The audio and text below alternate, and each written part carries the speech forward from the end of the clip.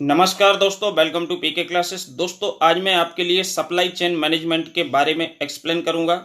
Supply chain management operation research and supply chain management subject है, जिसमें supply chain management क्या होता है, कैसे काम करता है एंड क्या क्या इसके पार्ट्स हैं और क्या क्या बेनिफिट्स सप्लाई चेन मैनेजमेंट के होते हैं। तो दोस्तों, आज हम आपके लिए सप्लाई चेन मैनेजमेंट के बारे में बताऊंगा। सप्लाई चेन मैनेजमेंट क्या है? तो सबसे पहले दोस्तों, supply chain management is the management tool और activity.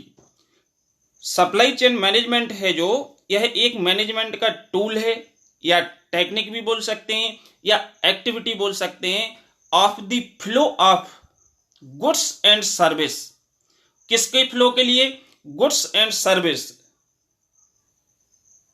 And included all the process which transform raw material into final products। हम किसी भी इंडस्ट्री की बात करें, कोई इंडस्ट्री हो, कोई कंपनी हो या कोई ऑर्गेनाइजेशन हो, हर जगह पे सप्लाई चेन मैनेजमेंट का इंपॉर्टेंट रोल होता है और इससे हमारी कंपनी का बेनिफिट भी इस पर निर्भर करता है, कंपनी के प्रोडक्ट की क्वालिटी भी निर्भर करती है, कई चीजें हैं एंड कस्टमर रिलेशन भी हमारा सप्लाई चेन मैनेजमेंट पे भी डिपेंड करता है। क्योंकि आपको मालूम है, जब भी हम किसी भी कंपनी में कोई भी प्रोडक्ट को मैन्युफैक्चर करते हैं, किसी भी प्रोडक्ट को बनाते हैं, तो सबसे पहले आप रॉ मटेरियल्स को लाओगे, रॉ मटेरियल परचेस करोगे। रॉ मटेरियल के बाद उसकी बहुत सारे स्टेप्स इन्वॉल्व होंगे, प्रोसेस इन्वॉल्व होंगे हमारी कंपनी के अंदर, जब तक कि रॉ मटेरियल हमारा ट्रांसफॉर्म ना हो जाए किसमें? फाइनल प्रोडक्ट्स में, जिस प्रोडक्ट्स के लिए हमको बना के कस्टमर को सेल करना है। तो यहां से लेकर रॉ मटेरियल से फाइनल प्रोडक्ट तक बहुत सारे ट्रांसफॉर्म होते हैं इंटरनली इंडस्ट्री, या हम बोल सकते आउटरनली, जब तक वो कस्टमर तक ना पहुंच जाए।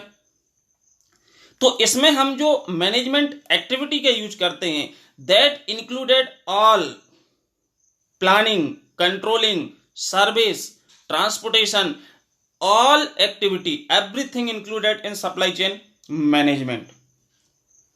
तो सप्लाई चेन मैनेजमेंट में जैसे गुड्स एंड सर्विस आप देखते हैं, जो ट्रक्स वगैरह होते हैं बाहर से जो गुड्स एंड सर्विस के होते हैं, मीन्स इसमें क्या होता है कि ये ट्रांसपोर्टेशन में यूज होते हैं, जो प्रोडक्ट्स के लिए ट्रांसपोर्ट करते हैं एक प्लेस से दूसरे प्लेस पे, और यहाँ लोकल में फिर डिस्ट्रीब्यूटर होते हैं, उसको थोक में इकट्ठा लेके डिस्ट्रीब्यूट करते हैं।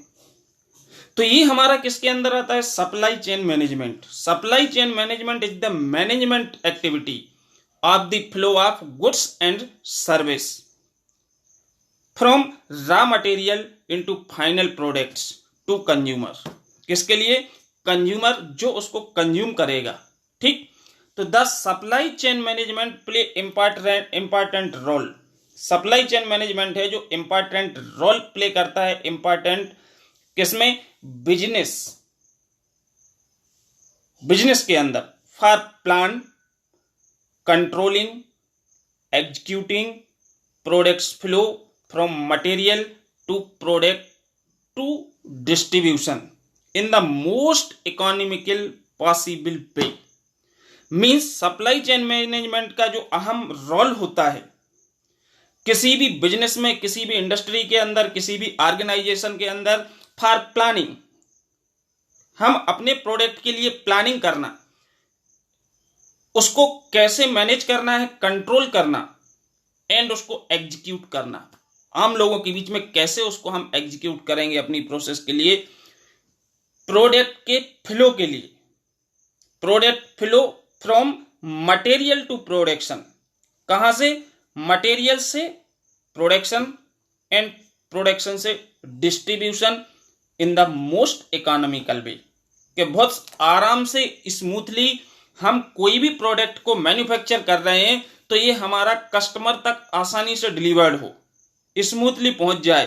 तो इसको जो स्टेप बाय स्टेप जितने भी लोग इन्वॉल्व होंगे, ये एक सप्लाई चेन होगी कि सबसे पहले मटेरियल आया, मटेरियल से हमने प्रोडक्ट को मैन्युफैक्चर किया, मैन्युफैक्चर करने के बाद उसको हमने डिस्ट्रीब्यूट किया, डिस्ट्रीब्यूट करने के बाद वो हमारा फाइनली कंज्यूमर तक पहुंच जाएगा।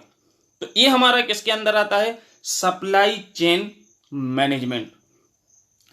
अब दोस्तों, जो भी छात्र पीके क्लासेस में फर्स्ट टाइम है, जिनने अभी भी चैनल को सब्सक्राइब नहीं किया है वह चैनल को सब्सक्राइब करें एंड वीडियो को लाइक करें, जिससे आने वाला लेटेस्ट नोटिफिकेशन आपको समय से मिल सके। ओके दोस्तों, अब how supply chain management work, ये काम कैसे करता है। Supply chain management represent in effort. Supply chain जो मैनेजमेंट होता है ये अपने एफर्ट को रिप्रेजेंट करता है बाय सप्लायर्स। किसके द्वारा? सप्लायर्स टू डेवलप किसको डेवलप करना? And implement supply chain. Supply chain जो चेन होती है, सोर्सेस होते हैं जहां से हम वन बाय वन एक के बाद एक आगे बढ़ के हुए इसको पूरा सेल करते हैं, रॉ मटेरियल से लेके सेलिंग तक। तो मींस सप्लाई चेन मैनेजमेंट है, ये रिप्रेजेंट करता है effort by suppliers to develop and implement supply chains which are efficient, जो क्या हो? Efficient and economical as possible. Means ऐसी चेन को बनाना जो पर्याप्त भी हो, इफेक्टिवली हो और सस्ती भी हो।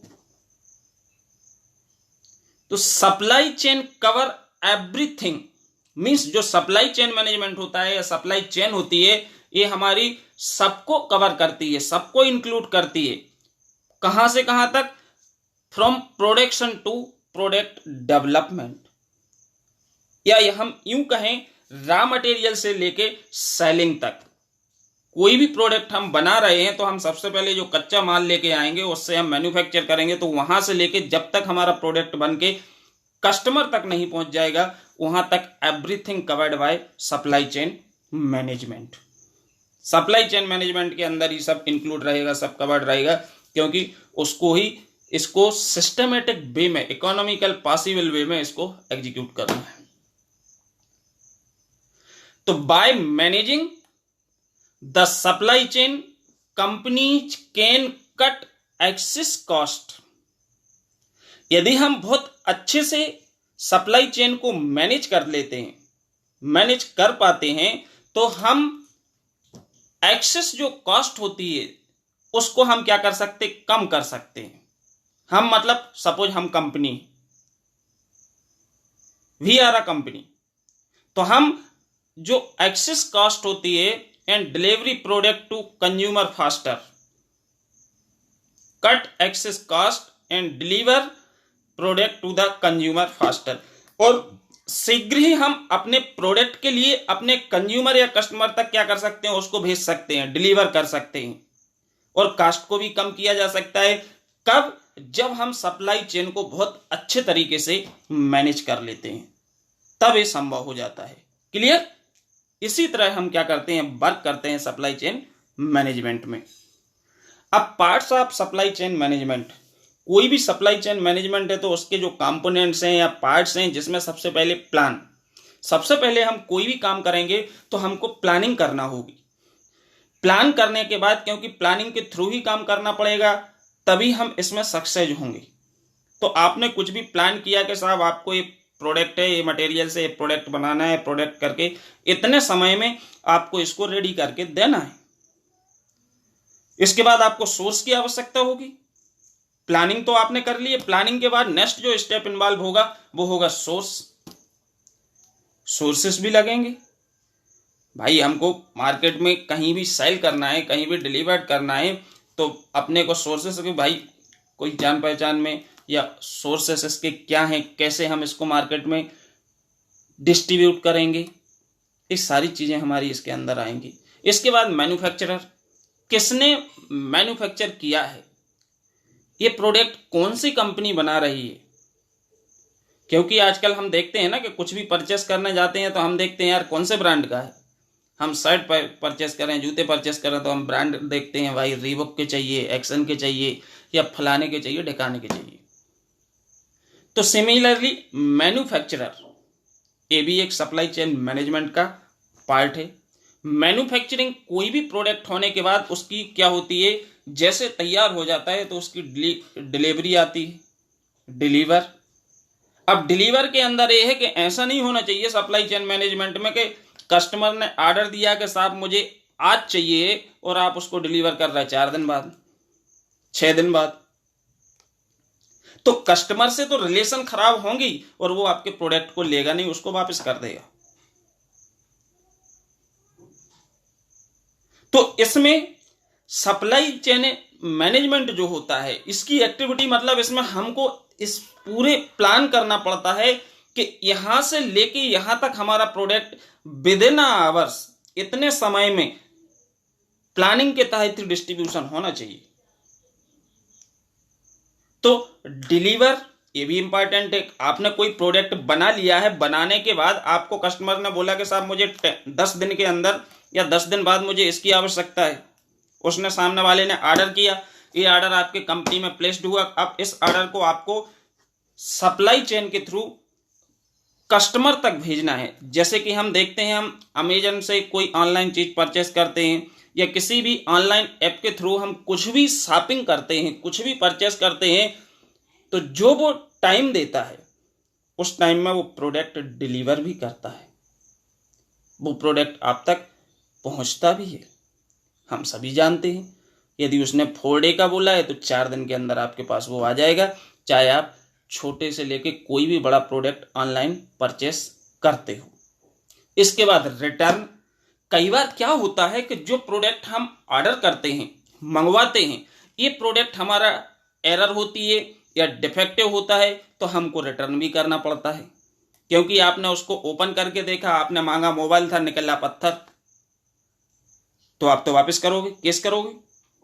या आपने 11 नंबर के शूज मांगे थे, उसने दे दिए 10 नंबर के, this is defect, you can return, आप उसको रिटर्न करोगे तो वापस ये साइकिल हमारी जाएगी, रिटर्न के बाद डिलीवरी मैन के पास, वहां से मैन्युफैक्चरर के पास, सोर्स प्लान, ये वापस होगी। तो ये जो सप्लाई चेन है ये चलती रहती है, ये हमारी किसके, सप्लाई चेन मैनेजमेंट के अंदर। ठीक, अब इसके advantages, benefit of supply chain management, better quality control. हम सप्लाई चेन मैनेजमेंट के थ्रू क्वालिटी को कंट्रोल कर सकते हैं, बहुत अच्छे से क्वालिटी को मैनेज किया जा सकता है। Reduced inventory cast.